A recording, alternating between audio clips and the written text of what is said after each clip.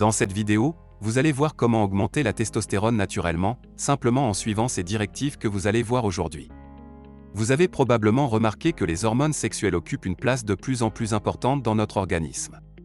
Parce qu'à chaque fois, nous découvrons de nouvelles choses sur les avantages de maintenir les hormones sexuelles à un niveau élevé dans le temps.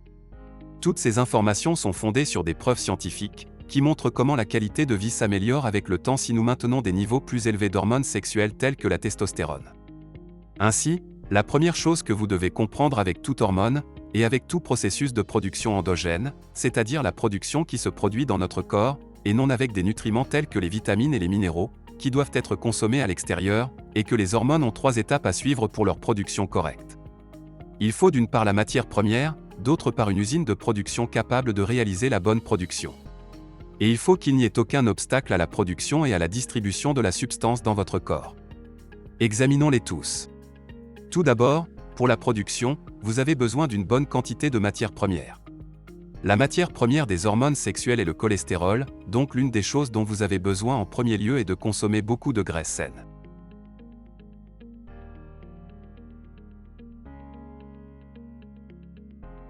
Les graisses saines, vous pouvez les trouver dans beaucoup d'aliments comme le poisson, l'avocat, les huiles crues, en particulier l'huile d'olive crue, les noix, les graines, etc. Ces différentes sources de nutriments et de graisses saines sont donc essentielles à une bonne production d'hormones sexuelles, tant pour les hommes que pour les femmes. Parce que les valeurs de testostérone sont importantes à maintenir chez les deux sexes. Il ne s'agit pas simplement d'une question d'hormones masculines.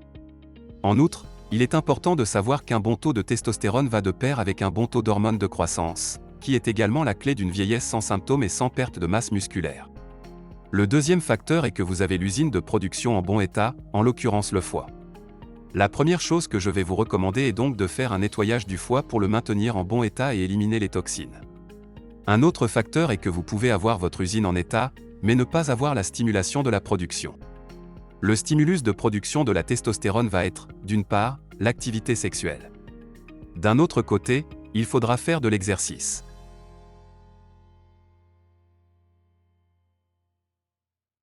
D'un autre côté, vous allez avoir une exposition au soleil. Et ces facteurs, en particulier les exercices de musculation et les exercices par intervalles de haute intensité, vont être la clé d'une bonne production de testostérone. Souvent, lorsque les gens ont du mal à perdre du poids, je leur recommande de faire de la musculation ou des exercices par intervalles très simples. Mais le but n'est pas de dépenser des calories et de perdre du poids à cause de cela, mais de modifier votre métabolisme en augmentant la testostérone et l'hormone de croissance. D'autre part, il est important de comprendre que la production d'hormones sexuelles et d'hormones de croissance n'est souvent pas correcte, car il existe de nombreux obstacles à leur production. Dans le cas de la testostérone et des hormones sexuelles féminines, l'obstacle le plus important est le stress. Un taux élevé de cortisol entraînera toujours une réduction du taux de testostérone, ainsi qu'une réduction d'autres taux, comme celui de la progestérone chez les femmes et de l'hormone de croissance. Vous pouvez vous demander ce qu'est le cortisol. Le cortisol est une hormone qui a un effet sur pratiquement tous les organes et tissus du corps. Il joue un rôle important en aidant à répondre au stress, combattre les infections, réguler la glycémie, maintenir la pression artérielle et réguler le métabolisme, qui est le processus par lequel le corps utilise les aliments et l'énergie.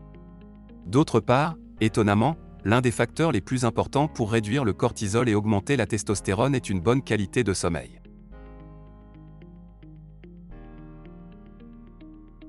Il ne s'agit pas tant du nombre d'heures que d'un sommeil de bonne qualité et d'un bon taux de vitamine D. La vitamine D est souvent associée à tort à l'exposition au soleil, ce qui est vrai, elle active la vitamine D. Si je m'expose au soleil, si je suis exposé au soleil, cela active la vitamine D. Si je m'expose au soleil, mais que j'ai une carence en vitamine D, vous comprendrez qu'il ne suffit pas de l'activer. Tous ces outils sont des outils extrêmement simples que je peux utiliser pour augmenter les valeurs de testostérone. Et n'oubliez pas que l'un des outils les plus faciles à soutenir pour augmenter la testostérone, et augmenter l'hormone de croissance, est le jeûne intermittent. Pourquoi ça?